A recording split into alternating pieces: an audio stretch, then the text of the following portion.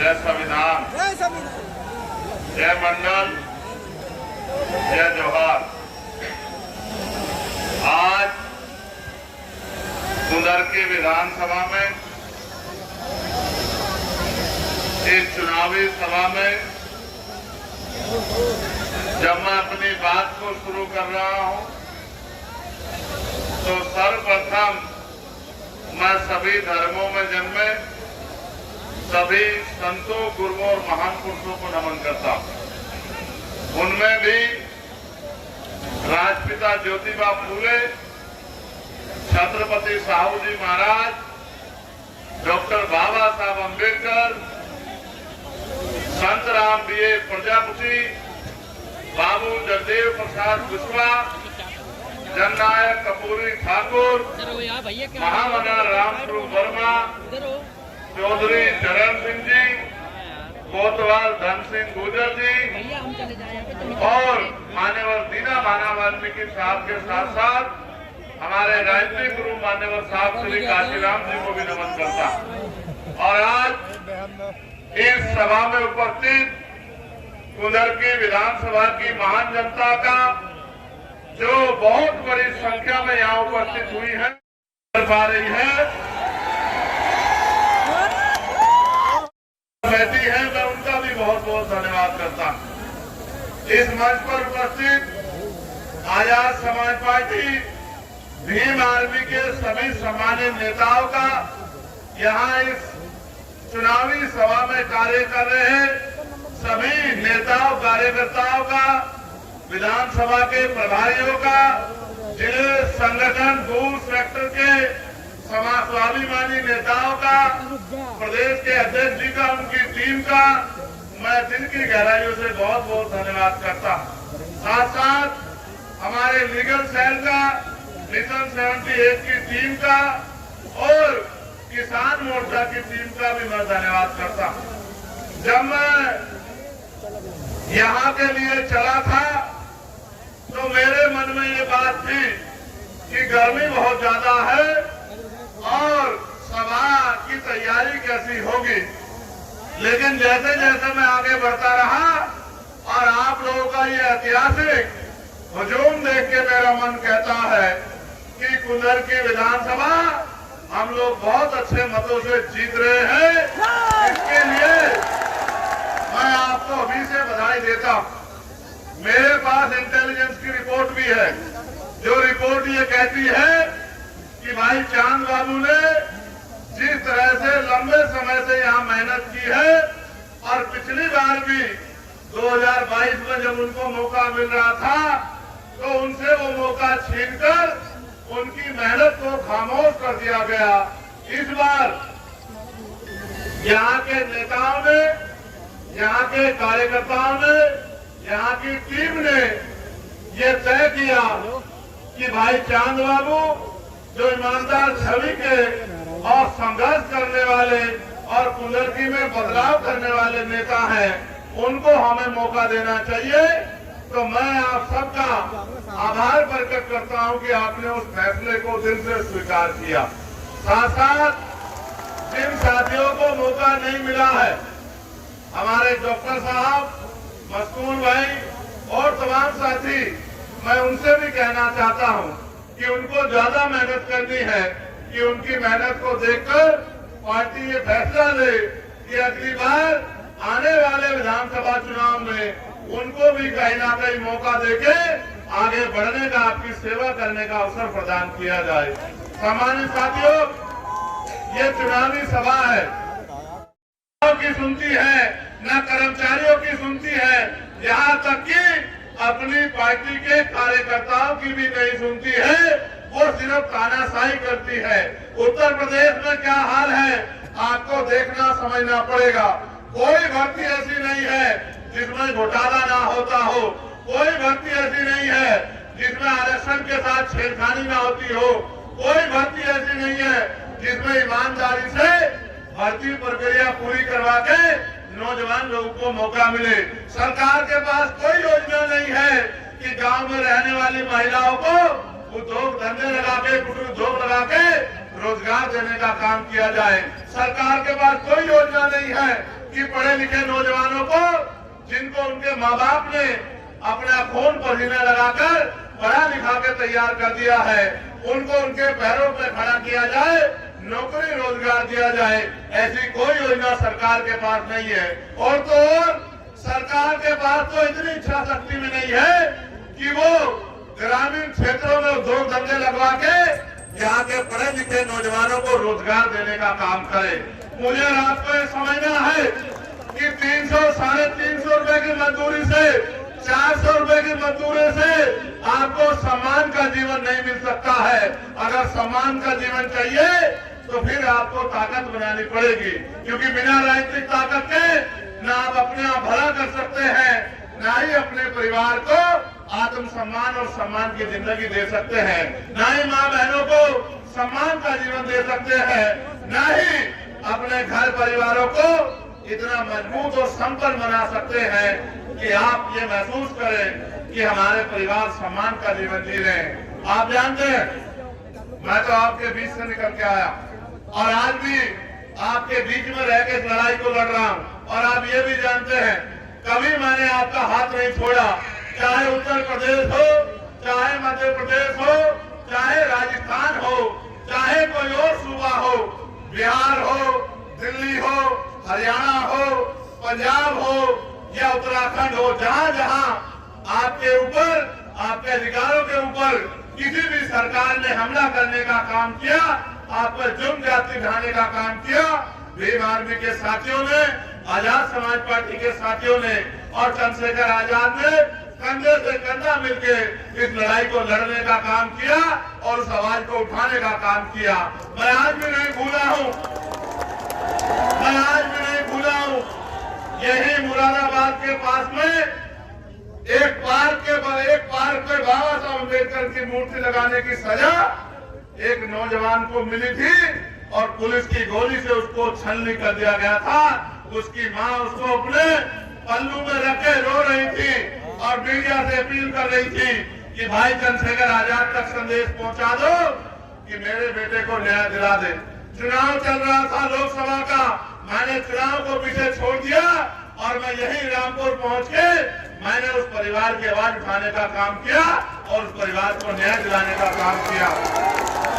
सम्मानित साथियों, इतनी बड़ी संख्या में मुझ पे और पार्टी संगठन पे भरोसा करने वाले मेरे साथियों, आप ये जानते हो, चाहे 69,000 शिक्षक भर्ती का मामला हो या पुलिस की भर्ती का मामला हो या दरोगा भर्ती का मामला हो या पटवारी भर्ती का मामला हो या आपके कोई भी हत्यावाज हो, कभी मैंने आपका साथ नहीं छोड़ा। चाहे दिल्ली में गुरु घर टूटा हो या एनआरसी का आंदोलन हो, जब मुसलमान भाइयों को परेशान करने का काम किया गया और आपकी वोट लेने वाले नेता घरों में घुस गए, चाहे मौलाना कलीम सिद्दीकी का मामला हो, चाहे तबलीगी जमात का मामला हो, चाहे मौलाना साद साहब का मामला हो, चाहे नासिर जुनैद का मामला हो या अखलाक का मामला हो या पहलू का मामला हो या नजीब का मामला हो या कहीं भी कोई जुर्म हुआ हो। और अभी कुछ दिन पहले उत्तराखंड में चाहे वसीम की हत्या हो, जिस तरह का जुर्म बहराइच में हो रहा है, जिस तरह का जुर्म बुढ़ाना में हो रहा है, ये नेता जिनको आपने 37 एमपी जिनके बना दिए, वो चद्दर तान के एसी में पड़ के सो रहे हैं और चंद्रशेखर आजाद सड़कों पे आपकी लड़ाई लड़ रहा है। और कभी कोई शिकायत नहीं, कभी कोई शिकायत आपने नहीं की है। और इच्छा ये है, सिर्फ इच्छा ये है कि जिस तरह देश के अमीरों को सुख सुविधा का जीवन मिल रहा है, का जीवन मिलना चाहिए। इच्छा सिर्फ इतनी है कि जिस तरह से अमीर अपने बच्चे को प्राइवेट स्कूल में अच्छी शिक्षा दिला पा रहा है, गरीब के बच्चे को भी अच्छी शिक्षा मिलनी चाहिए और गरीब के बच्चों को भी रोजगार की व्यवस्था होनी चाहिए। इच्छा ये है, ज्यादा इच्छा नहीं है। गरीब को भी उतना अच्छा इलाज सरकारी हॉस्पिटल में बहुत कम पैसे में मिलना चाहिए। बहुत बड़ी इच्छाएं नहीं है। इच्छा ये है कि सदियों से जुर्म सहते आए इन गरीबों के हाथ में भी सुख सुविधा और सम्मान का जीवन आना चाहिए। बहुत बड़ी इच्छाएं नहीं है। इच्छा ये है कि गांव में काम करने वाली मेरी माँ बहनों को, जिनको भट्टे में काम करना पड़ता है, जिनको जाति धर्म के आधार पर जुर्म हो रहा है, ये जुर्म बंद होना चाहिए। जिस तरह से आरक्षण को खत्म करने का प्रयास भारतीय जनता पार्टी की सरकार दलित पिछड़े वर्ग के लोगों कर रही है, ये आरक्षण के साथ छेड़खानी बंद होनी चाहिए। मैंने तो पार्लियामेंट में मांग उठाई थी, आपने सुना भी होगा कि अब समय आ गया है कि निजी क्षेत्रों में SC ST OBC के लोगों के लिए आरक्षण की व्यवस्था होनी चाहिए। ये पाल, प्रजापति, कश्यप, सैनी, मौर्य, साकेत, पुष्पा, बिंद, राजगौर, केवट, मल्ला, जाट, गुर्जर, तमाम जातियों के लोग जो पिछड़े वर्ग में आते हैं, जिनके पढ़े लिखे बच्चे बेरोजगार घूम रहे हैं, इनको संख्या के आधार पर आरक्षण मिलना चाहिए। और जो शेड्यूल कास्ट की जातियां हैं, इनको भी संख्या के आधार पर आरक्षण मिलना चाहिए। और सभी का जाति धर्म से ऊपर उठ के सभी का सम्मान होना चाहिए। जिस तरह का जुल्म आज बहन बेटियों पे हो रहा है, मेरी प्यारी प्यारी बच्चियां खड़ी है, डर लगता है कि कोई गुंडा किसी बहन को अपमानित न कर दे। और अपमानित करने वाले लोगों को ये भाजपा की सरकार के लोग संरक्षण देने का काम करते हैं। ईमानदार पुलिस कर्मियों को डराने का, दबाने का काम करते हैं। कानून व्यवस्था को चौपट करने का काम, कानून व्यवस्था को दम तोड़ देने का काम कराते हैं। ये जुर्म जाति बंद होनी चाहिए। बहन बेटियों का सम्मान होना चाहिए। बहन बेटियों को नौकरी रोजगार मिलना चाहिए। और धर्म के नाम पे जो हिंसा हो रही है, जिस तरह से अन्य धर्मों के महापुरुषों को, पीर को, पैगंबरों को, जिस तरह से गुरुओं को अपमानित किया जा रहा है, उनके खिलाफ हिंसा का माहौल बनाया जा रहा है, उनके खिलाफ अपमानजनक टिप्पणी की जा रही है और देश को अस्थिर किया करने का प्रयास किया जा रहा है। ये जुर्म जाति में बंद होनी चाहिए, चाहे अपमान धर्म के आधार पे हो या जाति के आधार पर, ये सब बंद होना चाहिए। और मेरी इस बात को आप कान खोलकर सुन लो, ये सत्ता बदलती रहेंगी, आती जाती रहेंगी। 75 साल से आप देख रहे हैं, सत्ता आती है, वादे करती है, चली जाती है। उत्तर प्रदेश की भाजपा सरकार ने 2022 में वादा किया था कि अगर हमारी सरकार बनी तो हम किसानों को का बिजली का बिल माफ करेंगे। हमारी सरकार बनी तो बहुत कम दामों में बिजली की व्यवस्था करेंगे। हमारी सरकार बनी तो 500 रुपए में सिलेंडर देंगे। हमारी सरकार बनी तो नौजवानों को भत्ता देंगे। बताओ मेरे नौजवान साथियों, भत्ता मिलता है क्या? नौकरी मिलती है क्या? रोजगार मिलता है क्या? और तो और रोजगार की आवाज उठाने जाओगे तो लाठियों से पीटने का काम करवाया जाएगा। अपने हक की आवाज उठाने जाओगे तो जेल में बंद करने का काम किया जाएगा। और छोटे छोटे चुनाव में, गन्ना सोसाइटी के चुनाव में इन्होंने किसानों के पर्चे फड़वा दिए, किसानों पर जुल्म किया। और मुझे तो पीड़ा इस बात की है कि जिन पे जुल्म हो रहा है वो चुप्पी थाम के बैठे हैं। अब वक्त आ गया है कि गुलामी की बेड़ियां काट दो। अब वक्त आ गया है कि एकजुट होकर अपनी ताकत बना लो। अब वक्त आ गया है कि अपने अधिकारों की लड़ाई को लड़ो। अब वक्त आ गया है कि अपनी वोट से और वोट की चोट से अपने ऊपर हुए के जुल्म का हिसाब दो। नौजवान साथियों, आप ये जानते हैं, ये नीला पट्टा ये आत्मसम्मान का स्वरूप है। ये नीला पट्टा समानता का स्वरूप है। ये नीला पट्टा बाबा साहब अम्बेडकर का रूप है। इस नीले पट्टे वालों को तय करना होगा कि संविधान विरोधी ताकतों को जमीन हमें करना पड़ेगा, इनको धूल चटानी पड़ेगी और अपने हाथ में राजनीतिक व्यवस्था लेनी पड़ेगी। आज पुलिस के साथी यहाँ ड्यूटी कर रहे हैं, मैं इनके लिए भी चिंता करता हूँ। मैंने इनके लिए भी पार्लियामेंट में मांग उठाई कि इनको 8 घंटे की ड्यूटी इनको मिलनी चाहिए और सप्ताह में 1 दिन छुट्टी इनको मिलनी चाहिए। और बॉर्डर स्कीम से जो है, जिस तरह से इनको परिवारों से दूर रहना पड़ता है, तो बॉर्डर स्कीम भी खत्म होनी चाहिए। ये सरकार तो नहीं करेगी, लेकिन मैं पुलिस के साथियों को कहना चाहता हूँ कि आप चिंता मत करो। हमारे लोग मेहनत कर रहे हैं और आने वाला कल हमारा होगा। इन कमजोरों का होगा, गरीबों को होगा। आप देखना, आपकी मांगों को भी पूरा करने का काम हम लोग करेंगे। चाहे आशा बहनें हो, आंगनबाड़ी बहनें हो, भोजन माता हो, हमारे होमगार्ड के साथी हो, पीआईडी के साथी हो, ग्राम रोजगार सेवक हो, सबके वेतन वृद्धि की मांग मैंने पार्लियामेंट में उठाने का काम किया। और जो जो जुर्म हो रहा आपके लिए सवाल करने का काम करे, मुख्यमंत्री जवाब मांगने का काम करे। बुजुर्ग के मेरे साथियों, आप नहीं चाहते कि हमारी ताकत और बढ़नी चाहिए? बताओ, चाहते हैं नहीं चाहते हो? ये आपके हाथ में है। अगर आपने ठान लिया और जिस तरह से हमेशा मेरी एक आवाज पे आपने खड़े होके ताकत देने का काम किया है। मैं आपको वचन देके कहता हूँ, इन जुल्म करने वालों को भागने की जगह भी नहीं मिलेगी। मेरी बात को आप याद रखना। आज जो जुल्म कर रहे हैं ये पिंजरों में जाकर बैठ जाएंगे। आज जो गरीबों की खाल उधेड़ रहे हैं ये अपनी खाल की रक्षा करते घूमेंगे अगर आपने समझदारी दिखा दी। ये जो नौजवान यहाँ खड़ा है मैं इनको कहना चाहता हूँ, जाओ यहाँ से, निकलो सभा से और गली गली जाके लोगों को जोड़ने का काम करो, लोगों को साथ लाने का काम करो, भाईचारा बनाने का काम करो। इस देश की एक ही पहचान है, वो हमारी एकता है। उस एकता को मजबूत करने का काम करो। गरीबों का सहारा बनो, कमजोरों की आवाज बनो, मजलूमों के साथी बनो और एकजुट होके इस नाइंसाफी के खिलाफ दम को मजबूत करो। जब मुझे मौका मिला, मैंने पार्लियामेंट में सबसे ज्यादा मौकों पे हर हक के आवाज को उठाने का काम किया।